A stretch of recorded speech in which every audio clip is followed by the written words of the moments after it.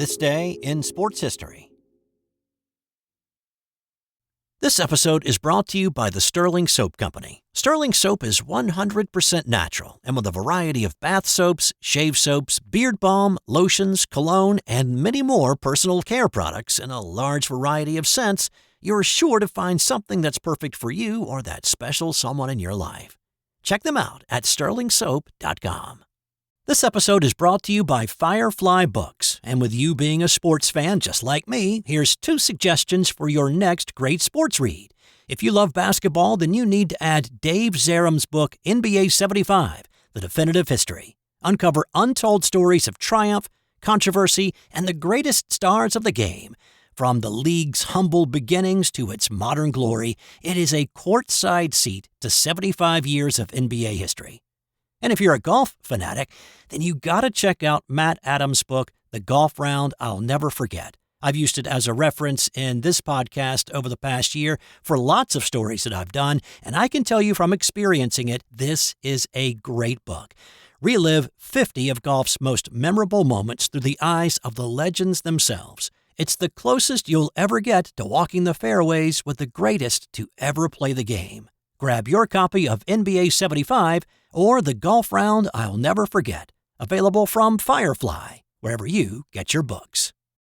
Back for another edition of This Day in Sports History, a proud member of the Sports History Network. Check out sportshistorynetwork.com for more information and to find more podcasts. This is your host, Steve White, and it's time to jump into the old sports time continuum and find out what happened on this day, beginning in 1988, with a trade that shook up the hockey landscape. When the trade sending Wayne Gretzky from the Edmonton Oilers to the Los Angeles Kings was announced on this day, it sent shockwaves that continued to ripple for many years after. This was quite a shock in the hockey world, and especially in Canada, where hockey is a religion. Gretzky was a national hero and hockey royalty. In his 9 years with the Edmonton Oilers, he'd led the team to 4 Stanley Cup titles. He'd led the league in scoring 5 times, led the league in assists every year he was there, and he scored more points than anybody else in the league in 8 of those 9 years. And the great one was being traded to Los Angeles? A team that had just 5 winning seasons in their 21-year existence, a team on the west coast of the United States. The only ice there can be found in their cocktails served at those Hollywood red carpet parties. They don't know hockey. The great one is going there? Indeed he was. So the deal that was finalized and announced on this day was this. Edmonton sent Gretzky, Marty McSorley, and Mike Krushelnyski to L.A. in exchange for Jimmy Carson, Martin Jelena, the first-round draft picks in the 89, 91, and 93 drafts, along with $15 million. And the bigger shocker may have been that Gretzky himself initiated the trade talk. He had recently married actress Janet Jones, an American from California, and of course the rumor was that she pressured him into asking for a move back to California and was the real catalyst to this deal. He kind of confirmed that when he made the statement that he'd requested the trade for the benefit of his family, his wife, and our expected child in the new year. So, how did the trade benefit each team? Well, for Los Angeles, the effect was immediate.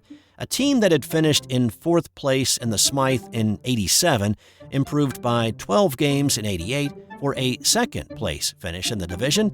And then, as an extra kick in the gut to Oilers fans, the Kings beat Edmonton in the first round of the playoffs in 7 games in 88. The Oilers got their revenge the following year when they beat the Kings in the playoffs and won their first cup without Gretzky. But the ripples of this trade were constant for several more years.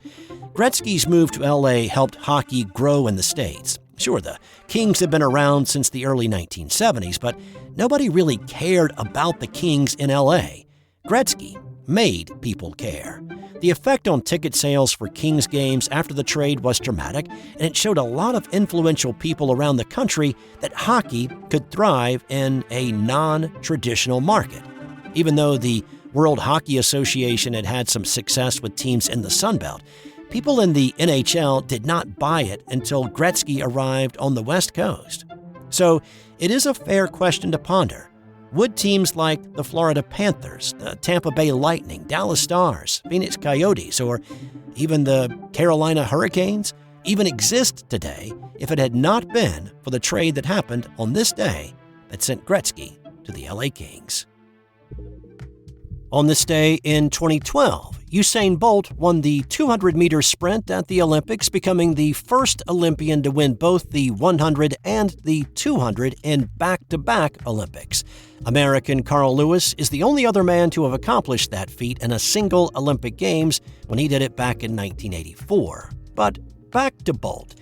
And if you remember back to the July 23rd edition of This Dish, my non-sports fun fact from that day was about nominative determinism, and it's the theory that your name puts you on a particular life path. And with a name like Bolt, it makes perfect sense that he wound up as a sprinter. But he wasn't just a regular speedster, he was one of the all-time greats. On this night, Bolt lined up in lane 7 with his electric personality on full display before he settled into the starting blocks. He'd set the Olympic record 4 years earlier in Beijing and the world record in '09, but running in this race against him was his countryman Johan Blake, who had the fastest 200 of the year up to this point. Did he have anything for his teammate? Bolt ran the turn well and came into the home 100 with just a small lead over Blake, but with his long strides, Bolt kept him at arm's length. Bolt even pulled off the accelerator in the final 25, coasting over the finish line with his index finger extended over his lips. Bolt had done it once again in 19.32 seconds. Blake had the distinction of having the fastest non-winning 200-meter time with his 19.44 second run. Speaking of Olympic legends, on this day in 1936, it was Jesse Owens rounding out his Olympic performance with another gold medal. This was the 4x100-meter relay, but Owens was not actually scheduled to run this originally. But the morning of the race, two Jewish members of the U.S. relay team, Sam Stoller and Marty Glickman, were scratched, and Owens and Ralph Metcalf inserted.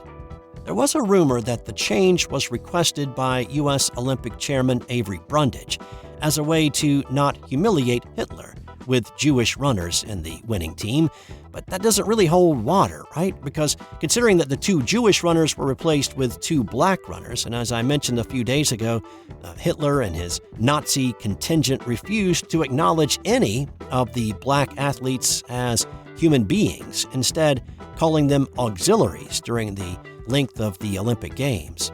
Owens had already set a world record in the 100-meter, an Olympic record in the 200 and the long jump, and was now ready to lead off the relay.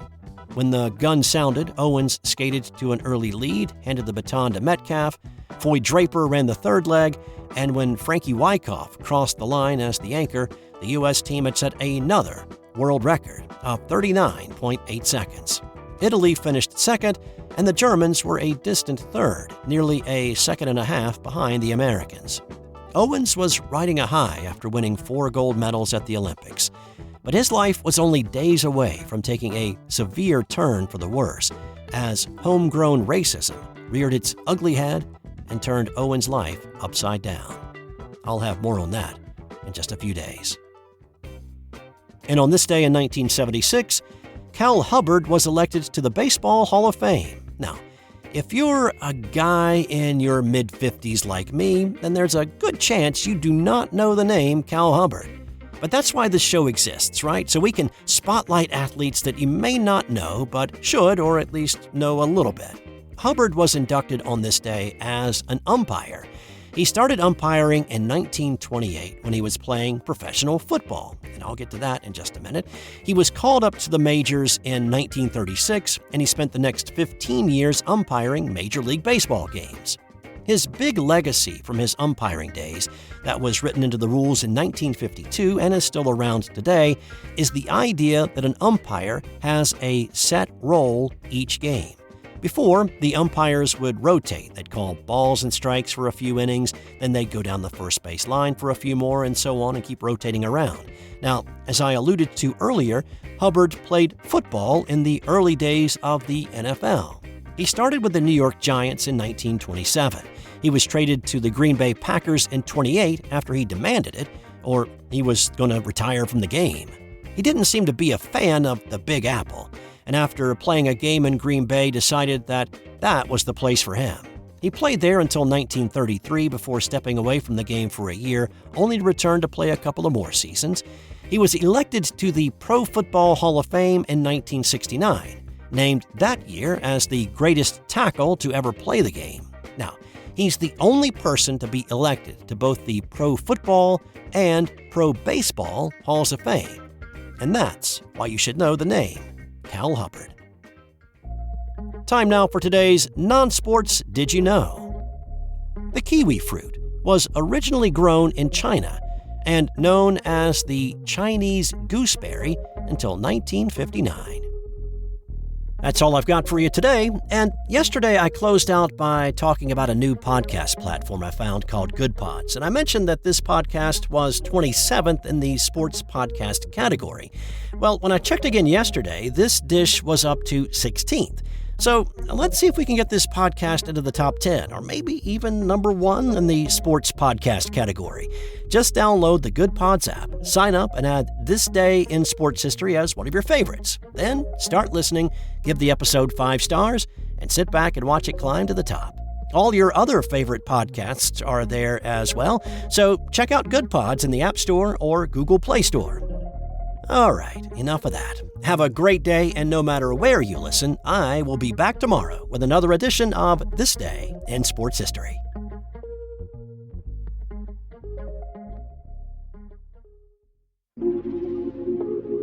This has been an original Thrive Suite production.